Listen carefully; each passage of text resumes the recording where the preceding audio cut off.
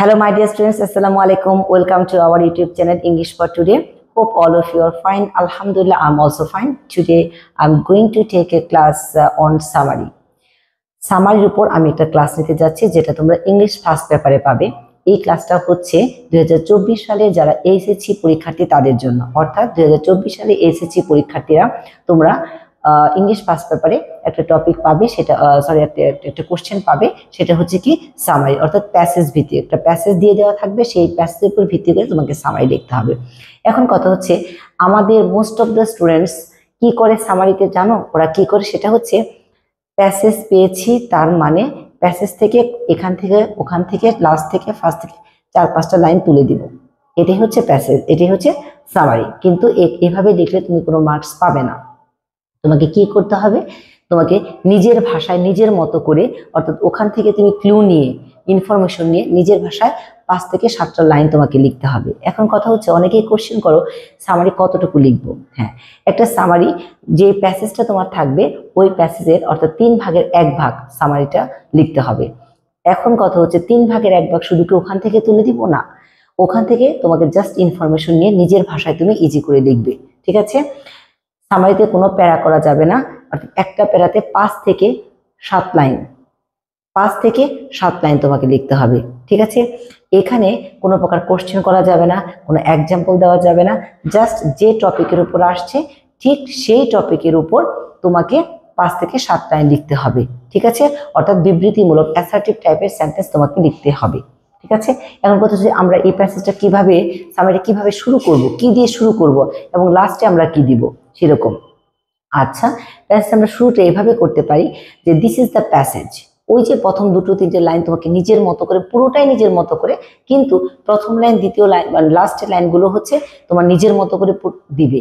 আর মাঝখানে যে টপিক নিয়ে আসবে, যে প্যাসেজ যার সম্পর্কে কথা বলেছে বা কোনো কিছু সম্পর্কে কথা বলেছে, ওই সম্পর্কে প্যাসেজ থেকে নিয়ে তোমাকে জাস্ট একটা লাইন লিখতে হবে। ঠিক আছে?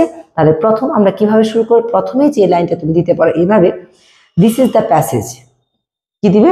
This is the passage. এই দেখো লিখে রেখেছি, দিস ইজ দ্য প্যাসেজ। এটা একটা প্যাসেজ হুইচ হ্যাজ বিন, যা ডিসকাসড করেছে অ্যাবাউট ড্যাশ।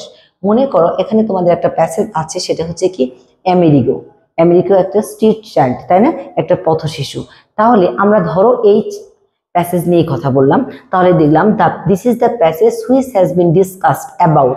এখানে কাকে নিয়ে ডিসকাস করেছে, কি নিয়ে ডিসকাস করা হয়েছে? এখানে একটা পথ শিশুর মিজারেবল কন্ডিশন নিয়ে ডিসকাস করা হয়েছে, তাই না? তাহলে আমরা দিতে পারি যে this is the passage which has been discussed about the miserable condition of a street child, of a street child. একটা পথ শিশুর মিজারেবল কন্ডিশন নিয়ে এখানে ডিসকাস করা হয়েছে।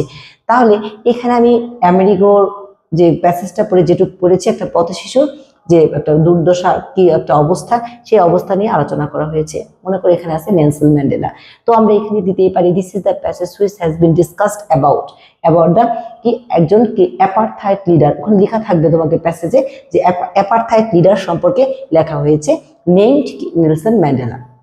তাহলে অ্যাবাউট অ্যান অ্যাপারথাইড লিডার, ঠিক আছে, নেমড নেলসন ম্যান্ডেলা। আর যখন আমরা মিজারেবল কন্ডিশন দিলাম, the miserable condition of a street child named কি আমেরিগো। ঠিক আছে? আবার মনে করো এই পেজটা এরকম করে আসলো যে এখানে আসছে যে আমাদের বইতে একটা প্যাসেজ আছে, সেটা হচ্ছে উই স্পেন্ড মানি। হ্যাঁ, তো আমরা এখানে যদি আমরা এভাবে দিই this is the passage which has been discussed about over spending, and এটা কি ওভার স্পেন্ডিং এবং ইটস কনসিকুয়েন্স, অর্থাৎ এর যে পরিণতিটা কি, হ্যাঁ, এটা নিয়ে বা বেশি আমরা যারা খরচ করি পরে এর পরিণতিটা কি হয়, এটা নিয়ে ডিসকাস করা হয়েছে। অর্থাৎ প্যাসেজটা পড়েই তুমি বুঝতে পারবে যে এই প্যাসেজটা কি নিয়ে আলোচনা করা হয়েছে। যখন তুমি একটা প্যাসেজ নিয়ে কিছু কোশ্চেন পড়ো, তারপর হচ্ছে মাল্টিপল চয়েস যেগুলো, হ্যাঁ, চুজ দ্য বেস্ট আনসার, ওগুলো যখন পড়ো, প্যাসেজটা যখন তুমি বঙ্গানুবাদ করে নিজে পড়ো, তখন কিন্তু ওই প্যাসেজ সম্পর্কে তোমার একটা আইডিয়া হয়ে যায়।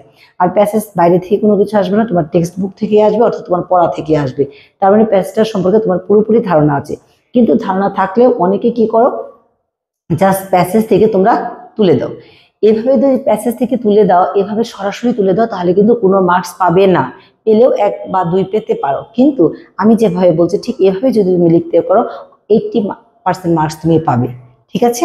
তাহলে দেখো কি বললাম, the passage is about which has been discussed about, তিনটা প্যাসেজ বললাম, কি বললাম, নেলসন ম্যান্ডেলাকে নিয়ে বললাম, আমেরিকো নিয়ে বললাম, তারপরে স্পেন্ডিং মানি নিয়ে বললাম, ঠিক আছে, ওভার স্পেন্ডিং নিয়ে বললাম।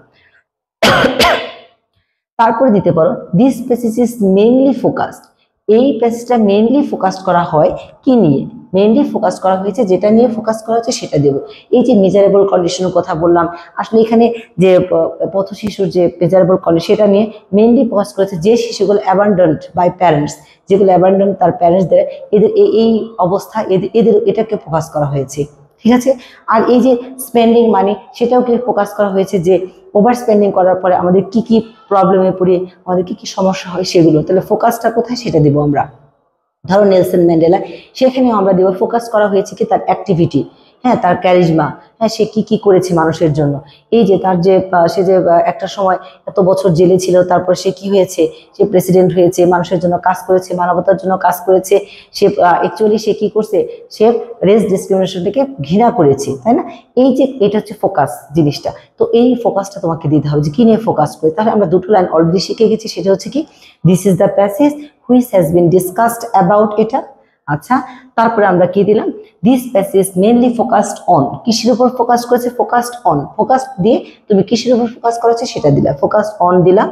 তারপর এখন যদি কোনো ব্যক্তি নিয়ে লেখা থাকে, যেমন মনে করো যে তোমাদের বইতে আছে নিশাত মজুমদার, একে নিয়ে লেখা আছে, তারপরে হচ্ছে কল্পনা চাওলা, এরকম অনেক স্টোরি আছে, যেমন আমাদের আছে গ্রেট লিডার বঙ্গবন্ধু শেখ মুজিবুর রহমান, হ্যাঁ, তারপরে হচ্ছে নেলসন ম্যান্ডেলা, এরকম ব্যক্তি নিয়ে যে জিনিসগুলো, যে প্যাসেজগুলো আছে সেগুলো যদি তুমি পেয়ে যাও, তাহলে তুমি হি দিয়ে বা শি দিয়ে, হি ওয়াজ বর্ন দিয়ে, কত সালে জন্মগ্রহণ সেটা দিয়ে, শুধু তার সম্পর্কে কি লেখা আছে তোমার ওখান থেকে লাইনগুলো তুলে দিবে, 3 থেকে 4টা লাইন দিবে। দেখো এখানে লিখে রেখেছি 3টা লাইন তুমি দিয়ে দিবে, তাহলে তুমি ফার্স্ট দিলে এটা দিলে। এখন কথা হচ্ছে ম্যাডাম, যদি এখানে কোনো ব্যক্তি নিয়ে লেখা না থাকে তাহলে কি ওয়াজ বর্ন, হ্যাঁ, তাহলে এই লাইনটা দেওয়ার কোনো দরকার নাই। তাহলে ওই যে বললাম যে ওভার স্পেন্ডিং এর ফলে তোমরা কি কি প্রবলেমে পড়ছো, এই যে আমরা ধার দেনা হয়ে যাচ্ছি, যা পছন্দ সেটা কিনছি, হ্যাঁ, এরকম যে কি কি প্রবলেম গুলো পেয়েছি সে ওখান থেকে কয়েকটা লাইন জাস্ট তুলে দিবে, ঠিক আছে। পথ শিশু, স্ট্রিট চিলড্রেন, অর্থাৎ আমেরিকার কি কি মিজারেবল কন্ডিশন, সে কি কি কিভাবে সাফারার হচ্ছে সেই সম্পর্কে কয়েকটা লাইন লিখে দিবে। যদি ব্যক্তি নিয়ে পাও তাহলে বর্ন দিয়ে শুরু করে তার সম্পর্কে কিছু লিখবে, আর যদি অন্য কোনো প্যাসেজ পেয়ে থাকো তাহলে ওই প্যাসেজ সম্পর্কে যা আছে তোমার ওই প্যাসেজ ওখান থেকে বললাম 3 থেকে 4টা লাইন তুমি জাস্ট তুলে দিবে, ঠিক আছে। তারপর আমরা কি করব, দেখো, ফ্রম দিস প্যাসেজ, এই প্যাসেজ থেকে আমরা শিখেছি, উই হ্যাভ লার্ন, শিখেছি মোর, অনেক শিখেছি, and we have learn many things, অনেক কিছু শিখেছি, ঠিক আছে, আমরা অনেক শিখেছি, উই হ্যাভ জেনেছি এবং শিখেছি। তাহলে কি করব, যেমন ওভার স্পেন্ডিং থেকে আমরা কি কি শিখলাম, এর অপকারিতাগুলো কি কি, ডিসঅ্যাডভান্টেজগুলো কি কি, ডিমেরিটসগুলো শিখেছি। তাহলে উই শুড ট্রাই, আমরা অবশ্যই ট্রাই করবো to apply his or her idea. এখানে আমরা হিজ অর হার আইডিয়াটা কেন দিয়েছি, কারণ ওই যে বললাম যখন ব্যক্তি নিয়ে আসবে তখন হিজ অর হার আইডিয়া, যেমন নেলসন ম্যান্ডেলা, বঙ্গবন্ধু শেখ মুজিবুর রহমান, নিশাত মজুমদার, শেখ কামাল, এগুলো যখন আসবে, কল্পনা চাওলা, হ্যাঁ, এগুলো যখন আসবে তখন তোমরা কি করো, হিজ অর হার আইডলটা দিবা, idol in our future life, এটা দিলা। যখন দেখবা যে না, যেমন আমেরিগো, স্পেন্ডিং মানি, তারপরে হচ্ছে অ্যাডোলেসেন্স, তারপর মনে করো যে এডুকেশন, ড্রিমস, হ্যাঁ, ড্রিমস হ্যাভ ফ্যাসিনেটেড, এগুলো নিয়ে আসবে, তখন কিন্তু অন্যান্য প্যাসেজ, ব্যক্তি নাম ধরে যে প্যাসেজগুলো আসবে না তখন কিন্তু হিজ আর হার আইডল দিবা না, না দিয়ে তোমরা কি দিবা, we should try to apply, ওই নেগেটিভ কি দিবা, পজিটিভ বা নেগেটিভ সাইডে যেটা হচ্ছে, যেটা আমাদের ট্রাই, যেটা থেকে আমরা শিখলাম এখান থেকে কি করা যাবে না, ওভার স্পেন্ডিংটা করা যাবে না, পথশিশুদের প্রতি আমাদের কি হতে হবে, কাইন্ড হতে হবে, এটা অর্থাৎ যা শিখলাম সেটা দিবা, যে উই শুড অ্যাপ্লাই করা উচিত এটা in our future life, in our future life. ঠিক এভাবে একটা প্যাসেজ লিখে যে অবশ্যই তুমি 80% মার্কস পাবে যদি তুমি এভাবে ট্রাই করো, কিন্তু কখনোই প্যাসেজ পুরোটা তুলে দিবা না বা মাঝখান থেকে তুলে দিবা না, অর্থাৎ ফার্স্ট যে 2টো লাইন নিজের মতো, লাস্ট 2টো লাইন নিজের মতো, মাঝখানে প্যাসেজ থেকে তুলে দিচ্ছ, ঠিক আছে। ঠিক এভাবে কয়েকটা প্যাসেজ তুমি ট্রাই করো, ব্যক্তি নিয়ে 2-3টা সামারি তুমি বাসায় লিখে ফেলো, এটা ফলো করে, আর যেগুলো ব্যক্তি নিয়ে আসবে না, কোনো টপিক নিয়ে আসছে, সেগুলো নিয়ে কয়েকটা প্যাসেজ অর্থাৎ সামারি তুমি বাসায় লিখো, দেখবে হয়ে গেছে। এটা তোমাকে পরীক্ষার আগের দিন আর একবার যদি তুমি এভাবে ট্রাই করতে পারো, তোমাকে পরীক্ষার আগের দিন আর এটা নিয়ে মাথা ঘামাতে হবে না, অর্থাৎ তুমি 10-এর মধ্যে 7-8 তুমি পেতেই পারো, ঠিক আছে। Thanks to all.